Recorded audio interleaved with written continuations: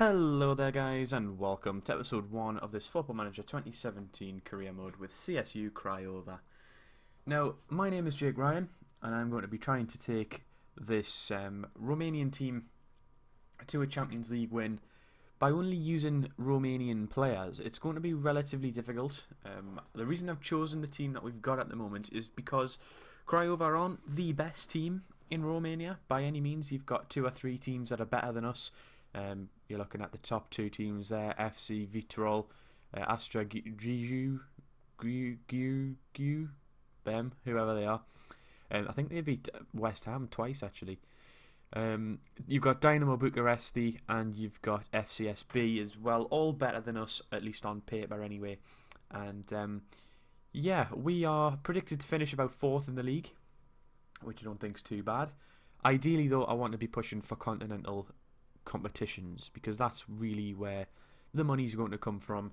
That's going to allow us to develop our facilities and to bring through youth players. That's essentially how we're going to survive in the world of Football Manager. Now, at the moment, if you have a look through our squad, we do have 1 or 2 decent prospects, but we also have a team that's quite surprisingly mixed nationality. I was expecting that to be mainly Romanian players, and it's not really the case. I mean, there's a lot of players from lesser known European countries. So you've got Bulgarian players here, you've got Bosnians, you've got Cape Verde. I know Cape Verde isn't European country, but it's still a strange country that you wouldn't expect a Romanian team to have players from. You've also got Croatian players, you've got the Ivory Coast as well, and we've also got a Moldovan goalkeeper, which is interesting as well. So, yeah, I mean, the first protocol really is going to be getting rid of a lot of these players that aren't Romanian. Now, what I'm not going to do is force a mass exodus from the club to get rid of these players. Now, these players will naturally leave the club of their own accord within, a few seasons anyway, whether it be due to transfers, whether it be just down to the fact that we've replaced them with other Romanian players and we no longer need them, so they've been released, or whatever the reason might be. Ultimately, slowly but surely, we will phase out the fact that some of these players that aren't Romanian, and eventually it will be a Romanian only club. Now, the good thing for us, and what I'm kind of banking on at the moment, is the fact that we have a good few assets that will probably be sold in the near future for a hefty bit of cash, which should help us start the ball rolling on the development of our facilities. Now, Andre Ivan is the main player that I'm looking to to force a lot of money from. This guy is 19, he's currently valued at 650 grand, and he's on £650 a week until 2021. He's an excellent player, only 19, with very, very good stats, and will go on to be a top winger in another league.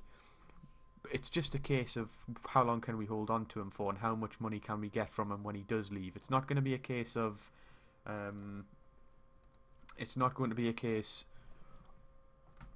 keeping him for a long period of time and using him in the Champions League. Ideally, I want to get rid of this guy relatively soon so that we can cash in on him and benefit from him being highly valuable and being in demand, and hopefully we'll be able to bring in a substantial amount of money for him and use that money to improve our own facilities and hopefully carry us further on into the future. Now, we are going to give him a new contract to hopefully tie him down for a longer period of time. I'm also going to add what you might not usually see, and that's a minimum fee release clause. That's a general minimum fee release clause. Now, I'm going to set that at 30 million. Now, my reason for doing that is because he clearly wants a release clause in his contract, which is fair enough. I can understand that if he wants to obviously progress his career. I want to be in a position of power as well, where I can sell him, but if I'm not getting a fair deal, then so be it. I'm not going to sell him. Ultimately, he's accepted that, And that now means that unless somebody comes in for an offer of £30 million for him, he's going to be staying here for another 5 years anyway. So that, I think, is quite a good deal for us. Our first game of the series and of the episode is against Astra Giju or Giju or whoever they are. We'll just call them Astra. And the formation that we're going to be playing is as follows. This is the tactic. I can't remember if you've already seen this so far, but this is a tactic that we're going for. It's not something that I've played before in previous games. It's obviously similar to things that I've played before in games where you've got a 4-2-3-1, but this 4-3-2-1 is a defensive 4-3-2-1. We've got defensive midfielders instead of central midfielders, and yeah, we've also got a deep lying forward up front. I don't really know how this is going to work, but I looked at the players that we had and I tried to put a tactic together that worked. We don't really have any regular central midfielders, so I thought it was better to just go with defensive midfielders. It might hopefully solidify the defence anyway, which will be good.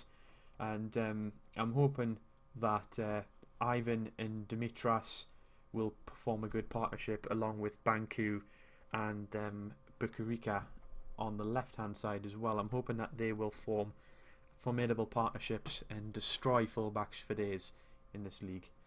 That's what we're hoping for anyway. So let's get into the game against Astra. They are expected to play a pretty similar formation, just with central midfielders instead of defensive midfielders.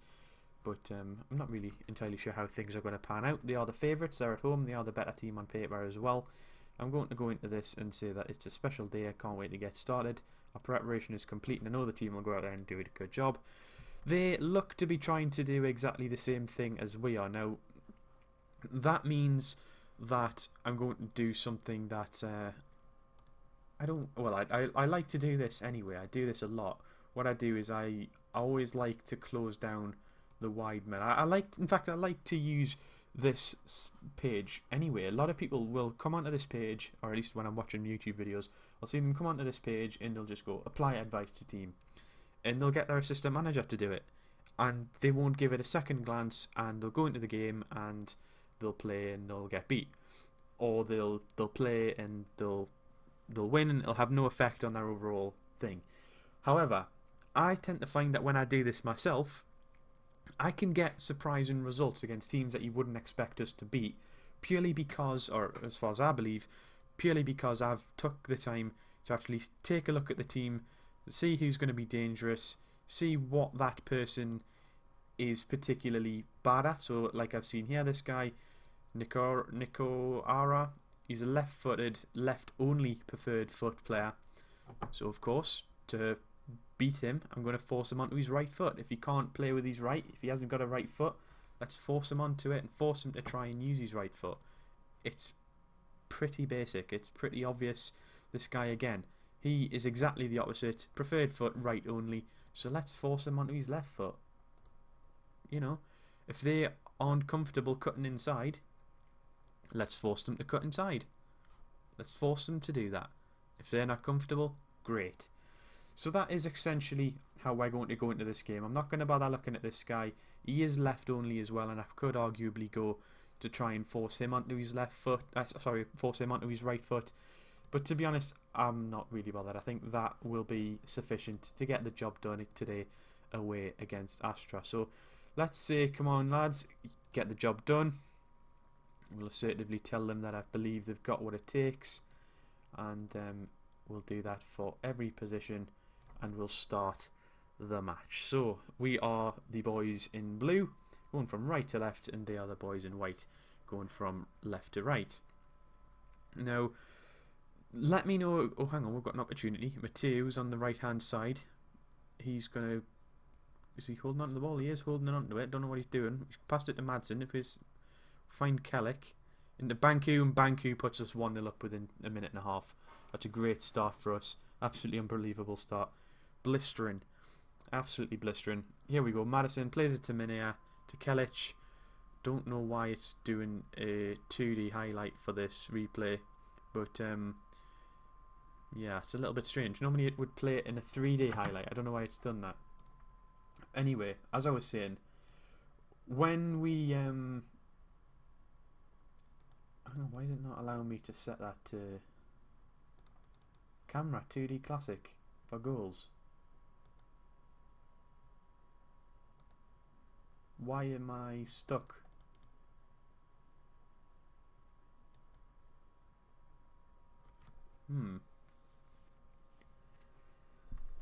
That's a little bit strange. I don't know why it's done that. I don't know if it's because I'm in a lower league or I'm in like a foreign league, like Romania. I don't know if that's the reason why it doesn't allow me to have 3D highlights. But anyway, we're going to have to deal with 3D highlights.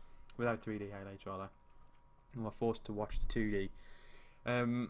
What I was going to say, if you prefer to see it in 3D and want that, then let us know. And if there's enough demand for it, then I will play it in 3D. But I'm usually the type of person who will play the game in 2D and watch it from above, because I get a much better view of how the tactics and things like that are working for us in this kind of view. But yeah, as I was saying before, just about the opposition tactics, I mean, I watch quite a few other YouTubers play Football Manager. I'm a big fan of Kev from Lelujo, a big fan of Dr. Benji as well, and I also watch One True Nerd. But I don't often see them do the opposition tactics, and I don't really know why that is.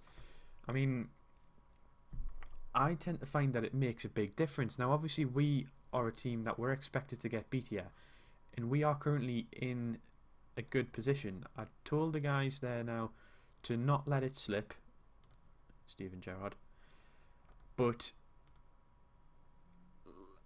obviously the game isn't over, so I'm trying to fire them up as well as tell them to stay, you know, focused, don't get complacent, see the game through to the 90 minutes, and if we can pick up 3 points in the first game of the season against arguably one of the best teams in the league, we should have a very, very good season. Now, Madsen's on the ball in the midfield. He plays it forward to Manea, to Matthew now, out wide to Dimitras, into Ivan. Dimitras and Ivan are going to be a focal point for our team. Back out to Dimitras again. Madsen whips it in. Banku's at back post and probably should have scored that. I'm not going to lie, he probably should have scored that. But Banku's put the ball over the bar, and we still find ourselves at 1-1. It should 1-0. It should have been 2-0 probably, to be honest. And right at the beginning of the second half, getting an early goal in each half would have been ideal. 60 minutes on the clock now. It is starting to get to the point where I'm looking at potentially making some substitutions, but I am of the opinion that if the tactic or the way things are going isn't broken, the old saying, if it's not broke, don't fix it. Very similar to my management style on this game. Now, we just had a lovely ball forward from Banku there. Plays in Simon, and he has a shot, and Lung Jr. is able to make a save. But that was a lovely pass from Banku on the left-hand side. But as I was saying there, like I say, if I'm in the position where I think if the tactic's working, everything's going quite fine, I'm not inclined to change things. Now, at the moment, obviously, players are starting to get tired, but we're not seeing a lot of opportunities from Astra. If we were seeing a lot more pressure from Astra and we were really starting to struggle, then I would be more inclined to make changes. But at the moment, it doesn't really seem to be the case. Rica gets in and plays a lovely ball back to Simon again. Simon has a shot and he's put the ball over the bar this time. We're doing quite well. See, I'm not really feeling a need to make changes. Dimitras plays into Mania from the throw. Into Ivan. Ivan's dispossessed. Can Giju get on the break? They try to, but it's played forward to our defender. Madsen now into Manea. Can he find somebody? No, it's back to Manea. Ivan whips the ball in. Banku. No, Matthew now this time. No, edge of the box. Madsen into Manea. Oh, what a lovely goal. That's 2-0. That is beautiful. Alan Manea on the 80th minute puts us 2-0 up. And this is an unbelievable start to our career at CRAIOVA. Look at this. Madsen into Manea. Manea just takes a touch, puts it past the defender, and then curls it into the top corner. Beautiful, beautiful goal. The ratings all round are pretty good. The only player, surprisingly, who is on a low rating is our striker, who's on a 6.6. But this tactic doesn't really, as you can see, it's not really based around having a striker. Well, it is based around having a striker. We do obviously have a striker. But our striker is a deep lying forward. He's the type of player who's going to get involved in the play. He's going to pass the ball around. He's going to get Andre Ivan in. He's going to put Banku through. He's going to play the ball to Manea, who's going to score goals as well. So it's a much more of a team offense rather than a one dependent on a top quality goal scorer. We are going to make some changes now though, because Madsen is on a yellow card. The last thing I want is get a red card and for the game to turn like that.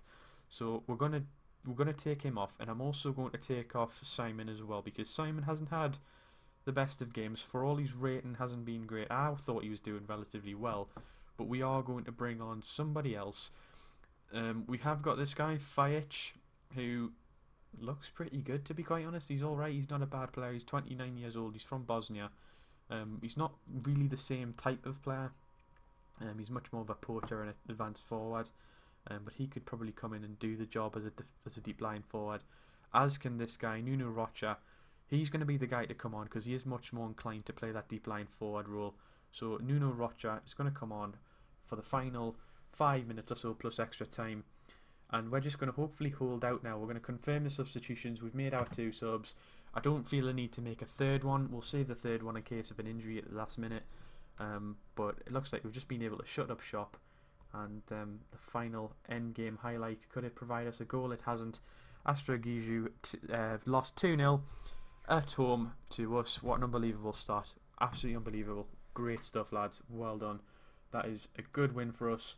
I'm delighted with that, to be quite honest. I think that proves my point at the beginning where I said, by setting your player tactics, you can really change the outcome of a game. I think I've proved that, in all honesty, because these guys should be better than us in every way, shape or form.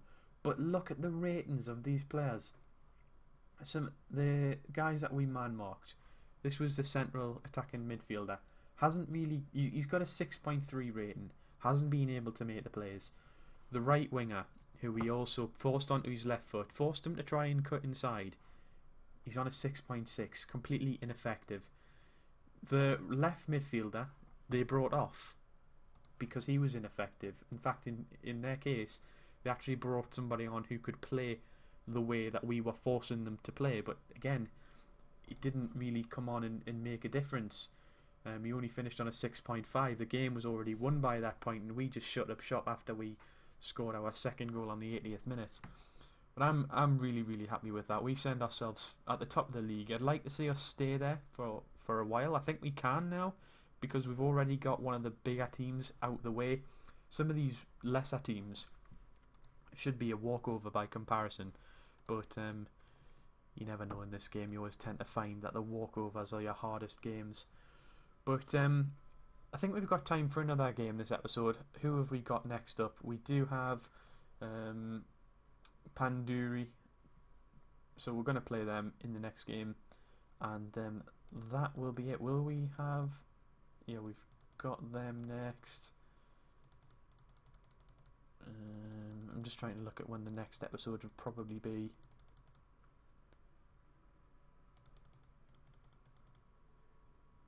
We'll see. Anyway, we'll do the next game and then we'll end the episode. Okay, so it's match day 2, and we've got some good news. We've got some great news, and we've got some news that you may or may not think is good, depending on your view of how the series is going to go. Now, the first bit of news, the good news, first of all, is that in the first game of the episode, obviously we won, but one of our league rivals, FCSB, who are arguably the best team in the league, got beat, which is great.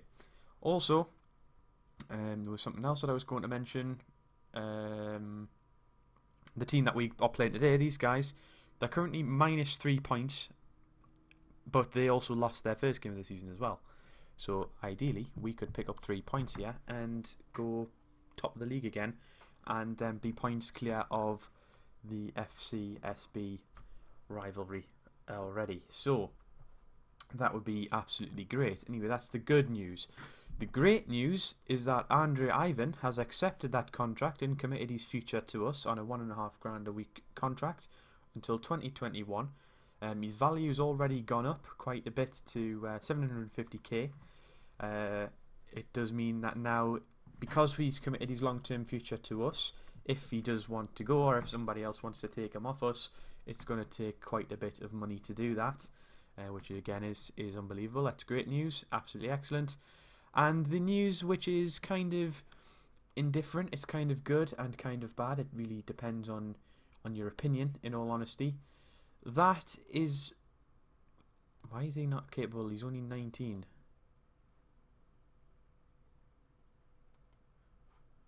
I'm not a fan of that. Let's just leave him like that. We'll let them do their thing. Anyway, the thing that is kind of good and also kind of bad at the same time is that Nuno Rocha, this guy here, Nuno Rocha, he's a good player, very good for us, great for our level. I've had to transfer list him. Now, here is out. My reason for transfer listing arguably one of our best players is because, first of all, he's coming to the end of his contract on the 6th of July 2017. So he's only got, the 30th of July 2017. He's only got another year on his contract. So I thought, well, let's try and cash in on him while we can, because we're not going to re-sign, we're not going to recontract a player who isn't Romanian because of the rules of the save. This is the first, player who is gonna leave our club. So what I am trying to do is raise as much money as I possibly can from the sale of him as possible. Now, we have got quite a lot of interest. The main one being from Standard Liège, which is great. We have quite a few other teams interested, and we've set the asking price at £1 million.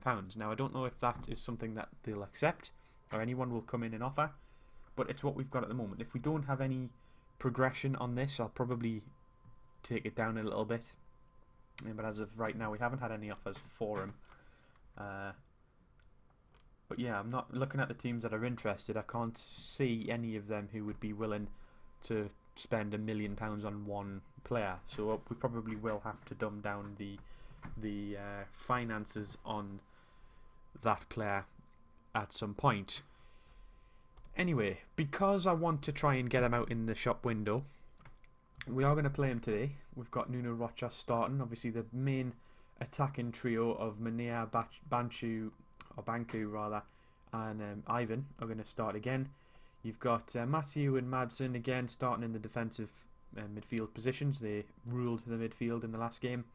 We've got Bukarica on the left with Dimitras on the right again, and the defence has changed ever so slightly. We have brought in K for I can't remember who it was, Kelic, and I think Aka retains his position from the last part of the episode. Why is he on the transfer list?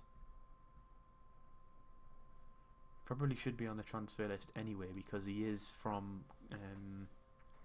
Cape Verde again. We've got 2 Cape Verde players. So yeah, because he's from Cape Verde as well, he's also on the transfer list. So we're probably going to have to try and get rid of him as well. But I'm not actively trying to sell him at the moment. I think his contract's got a little bit longer to run as well. Oh no, it doesn't. He's running until the very same time. So I might have to flog him as well. But nevertheless, let's get into the game. Hopefully we will get our second win on the board. Who's this guy? Elton. He's injured at the moment. I'm not really bothered about him. I'm focusing on what we can do. Ivan's put pen to paper on a new contract despite interest from elsewhere.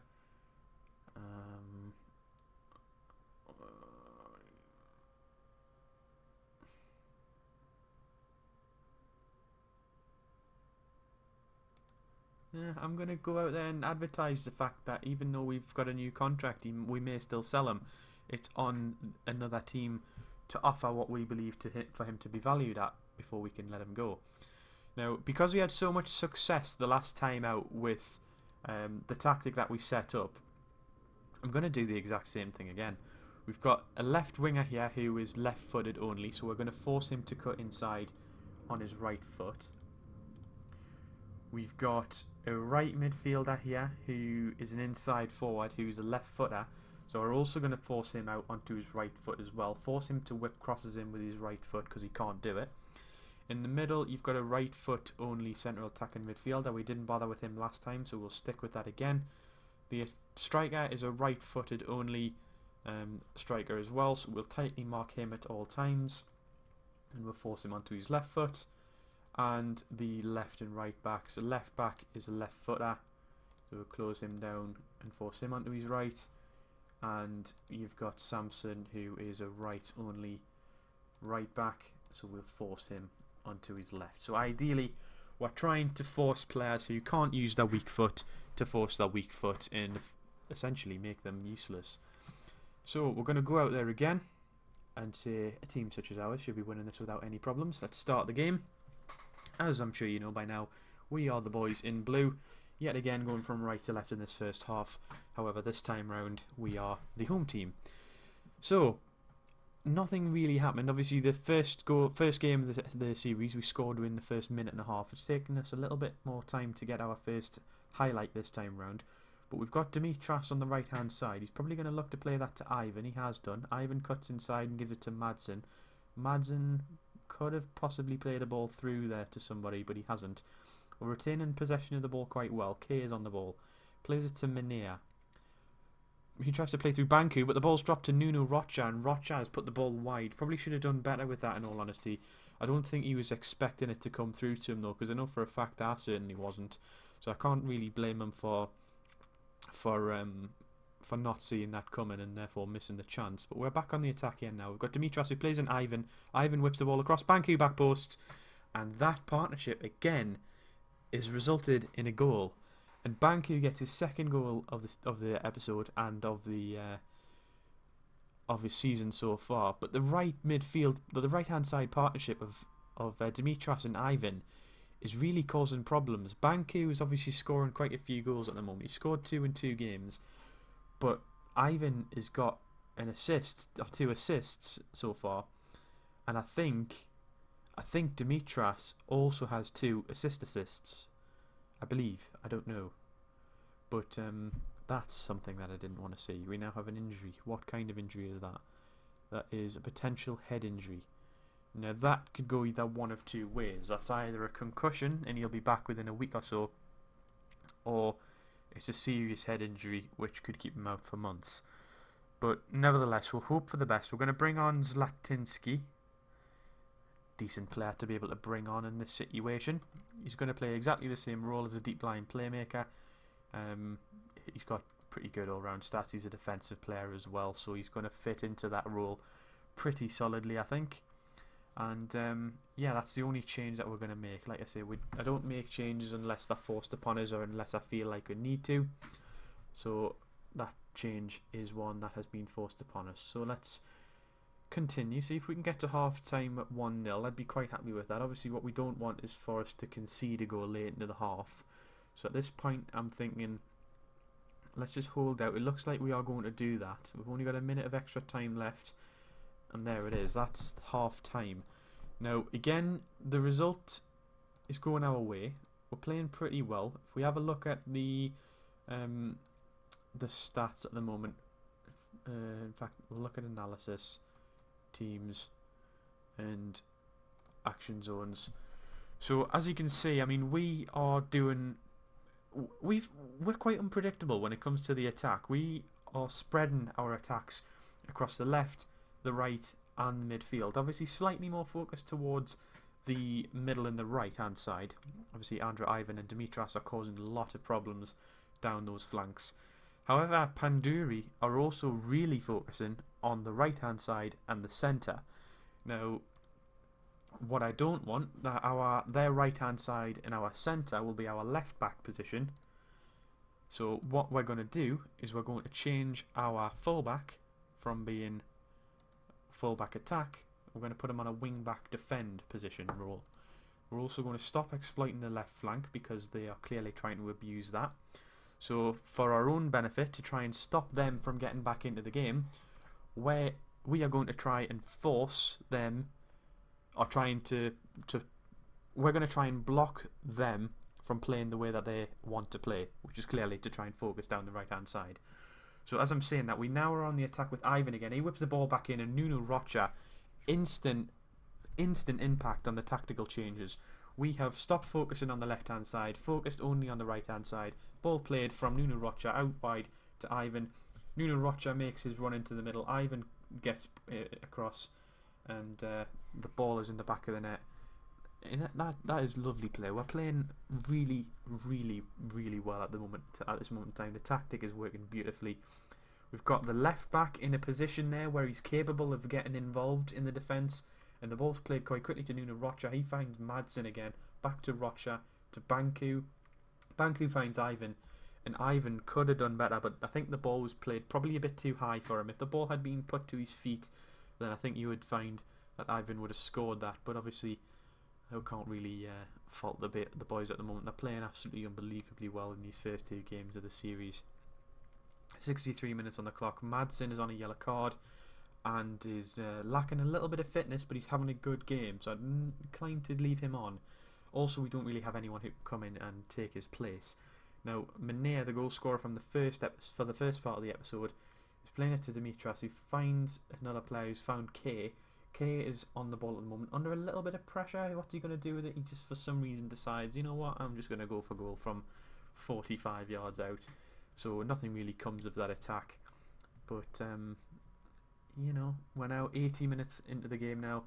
I'm still quite comfortable with the way things are going. Everyone's got a really high rating. The only thing at the moment that hasn't really been that good is the way Manea played. He played really well in the first game, but hasn't followed that up with the same performance at home this time. And that's a little bit disappointing. I mean, he's only finished on a 6.4 rating. Thankfully, everyone else around him has had an absolutely storming game, and we've won that. But essentially, the team's carried Manea today for some reason. It's a little bit frustrating because he did show a lot of class in the first game, but he really hasn't followed that up in this game. But nevertheless, that's a great start to the series. It's a great start to the series. We've started with 2 wins from 2 games in our first episode. We can't really ask for more, in all honesty. The boys have played absolutely brilliantly. The tactic is working really, really well. And after 2 games, we're sitting up at the top of the table. 4 goals for, 0 against. We've won the first 2 games, both 2-0. What more can you ask for, in all honesty? What more? We've also tied down our best player. So in summary, everything is coming up Millhouse. So, if you enjoyed that, if you're looking forward to the series and would like to see more content from me, please leave a like and please subscribe to the channel for more. It won't take very much for me to be motivated to continue to do this, so if I do know that there are a few people enjoying the series, then I will be inclined to continue making videos. So if you want to see more from me, like I said, the best thing to do is to subscribe to the channel and help me get, you know, the first thing I want is to get to 10 subscribers. That would be great, a great start. So, thank you very much for watching, and I'll see you later.